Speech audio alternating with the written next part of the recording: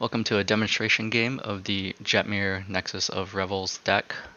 This is a live game that was played over Cockatrice, and this is the replay of it.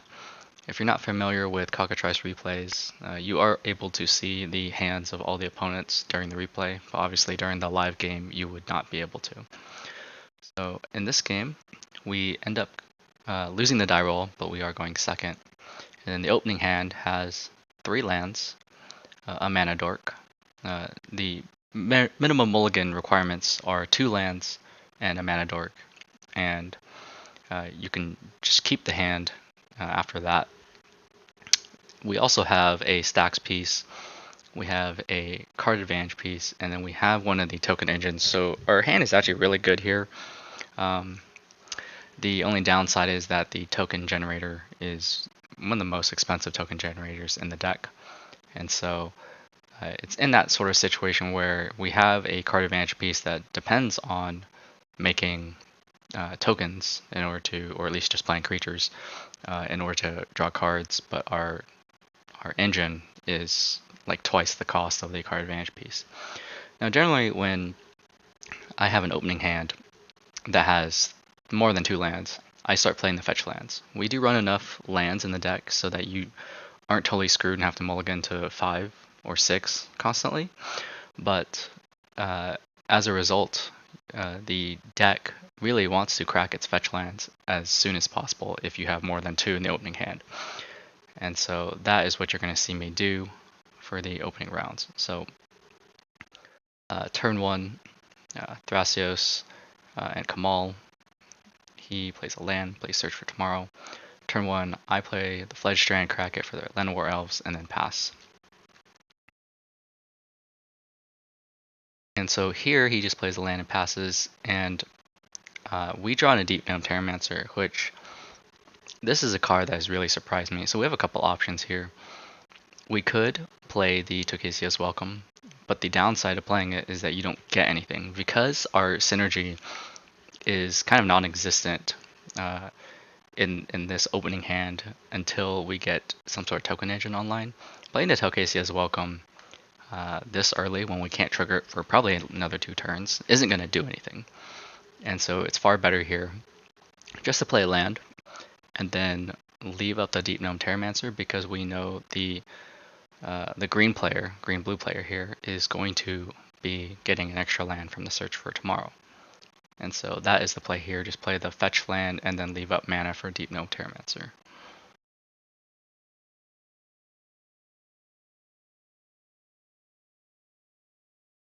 Here we do play the Deep Gnome Terramancer, and since it can get any planes, we are able to get Jetmir's Garden straight out of the deck. Then he plays Kadama's Reach to ramp even further, and then I decide to crack the fetch land at the end of his turn, and then I Worldly Tutor. Now, one thing to understand about when you're using a tutor to grab something, you're generally wanting to grab something that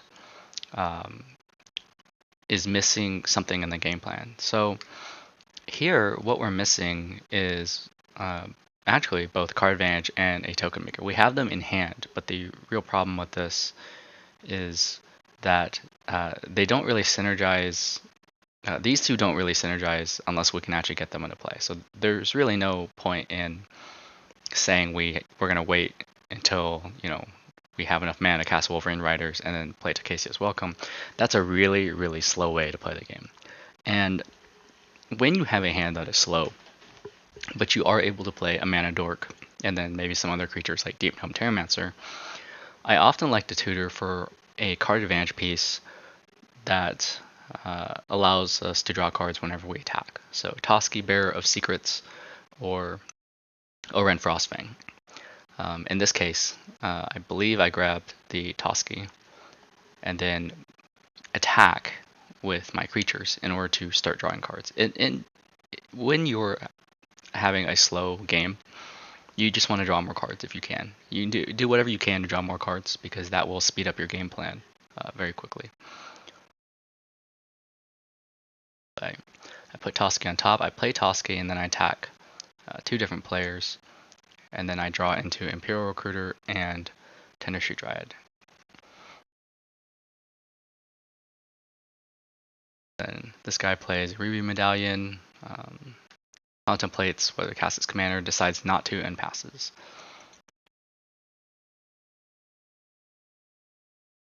The green player, really the decision here is, do they cast one of their planeswalkers, and they ultimately decide yes they do. And then they pass Thrasios, cast Thrasios and pass. And then here, we crack the fetch land. And the whole reason why I preemptively tapped for green is just because I figured he was going to shoot my land over elves with the Mayhem Devil, and I asked him, what are you shooting? Now normally, you don't necessarily need to remind your opponents of their triggers, but it is my opinion that if you catch a trigger someone else has missed and you decide not to tell them about it and you end up winning the game, arguably you have cheated. At least, ethically you've cheated. And so it's very important to remind your opponents of their triggers if possible, just so that makes you a better player. So I asked him what he's shooting, and he decides to shoot me. And maybe he decided not to shoot my elves because I'm the one who reminded him. Maybe he was just being nice. I don't know.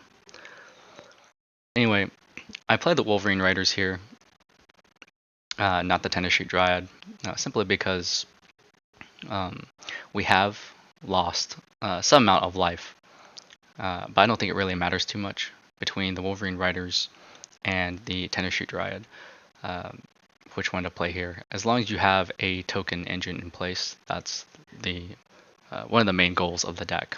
And of course, you don't want to have more than one, because if you do get board wiped, then you want to have a backup in hand. And there's really not that much advantage to having two token makers in play in this deck anyway. If you do the math, you don't really speed your game plan up that much.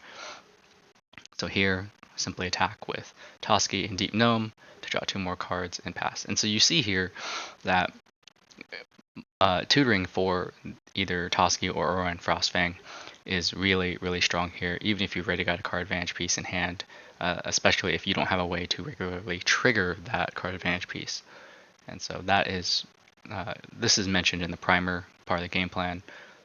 Once you have something like this going, you're drawing more cards than everyone else at the table. So we make an Elf Warrior on his upkeep thanks to Wolverine Riders. The other reason to play the Wolverine Riders instead of Tender Shoot is because of Mayhem Devil. If 2 things get sacrificed, he could ping the Tender Shoot Dryad twice in the same turn, and then that would kill our token maker. And so the Wolverine Riders is the stronger play here.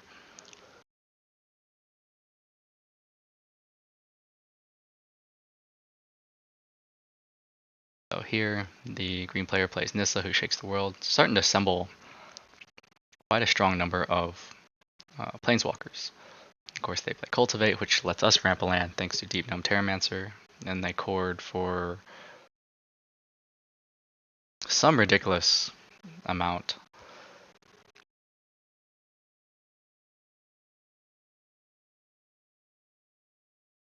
And they get Sphinx at the second zone. So this is kind of awkward because a lot of people believe that Sphinx of the Second Sun means that at the start of main phase 2, you have a beginning step, untap, upkeep, draw, and then you go back and finish your main phase 2. That's actually not how that works.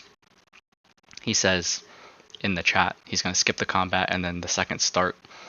But if you actually read how Sphinx of the Second Sun works, it says at the beginning of your pre-combat main phase, you get an additional beginning phase after this phase. Meaning, the way this card actually works is you finish your main phase 2, and then you get untap, upkeep, draw, and then you have to go to end step. So this is a card that is commonly misplayed, and he assumed that is he assumed he would skip combat and then just go back to his untap, upkeep, draw, which is not how that card works. It's a common mistake I see online. This guy, Wild Magic Surges, the Sphinx of the Second Sun. Now, the beauty of this deck is that a lot of people aren't able to assess its threat well. They read Jetmir, and at the start of the game, they're like, yeah, okay. And they don't realize that we're going to be hitting critical mass like, you see what happens here. You play the Wolverine Riders, and then by your next turn cycle, you're going to be at critical mass. And that is why you don't need to play more than one token engine, because you haven't done anything other than commit more to the board. You're going to hit critical mass with one token engine. And so it's really important that you don't overcommit. And so the Wild Magic Surge kills the Sphinx Second Son, awkwardly gets him his Craterhoof Behemoth.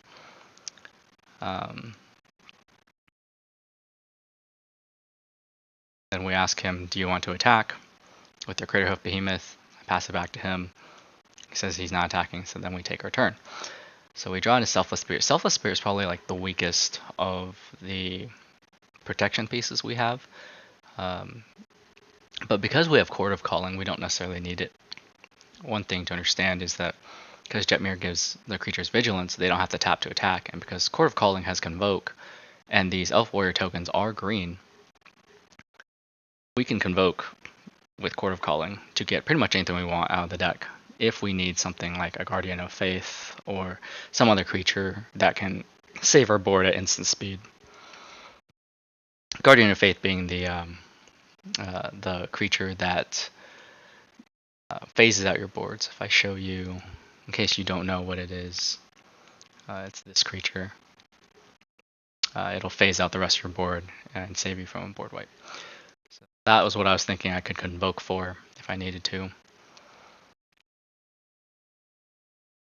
But I end up playing the Selfless Spirit anyway, just because we are, just in case, and because we have the mana to. And I cast Jetmir.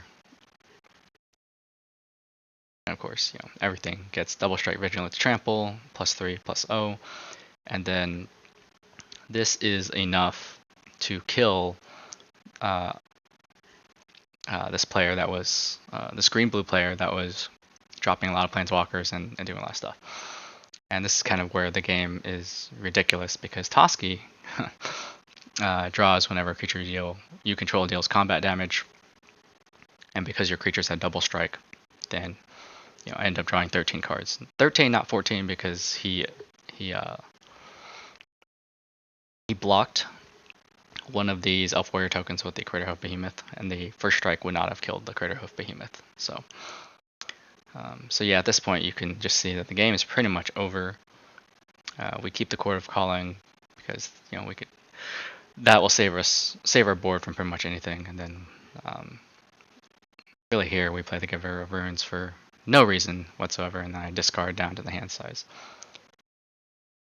You can see the importance and the power of tutoring for Toski at this point. Early on, you have to establish a card advantage engine early on, because there's nothing like getting board wiped and then still having a full grip in hand. That keeps you in the game, and honestly makes other people feel like their board wipe didn't accomplish that much. And so always important to establish a card advantage piece. So this guy plays the Grave Betrayal, but oh no, he reveals Grave Betrayal to flip his Ruthless Ripper. And then he's gonna Fatal Grudge to make everyone sack a creature, and then he's gonna ping with Mayhem Devil to pop creatures. And that is going to reduce our count for Jetmir, but because Wolverine Riders makes a token on each upkeep, it's not that big of a deal for us, and because we have a full grip, we can literally just drop more creatures if need be.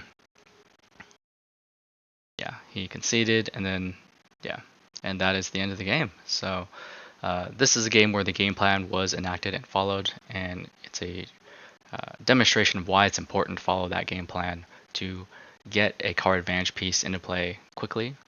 If you already have a token maker, and if you have to choose between a token maker or a card advantage piece, if you have a card advantage piece that you can get that will start fueling your hand immediately, that is generally better than doing a cycle where you would have played, let's say I grab some like Krenko or Hanweir Garrison or something else.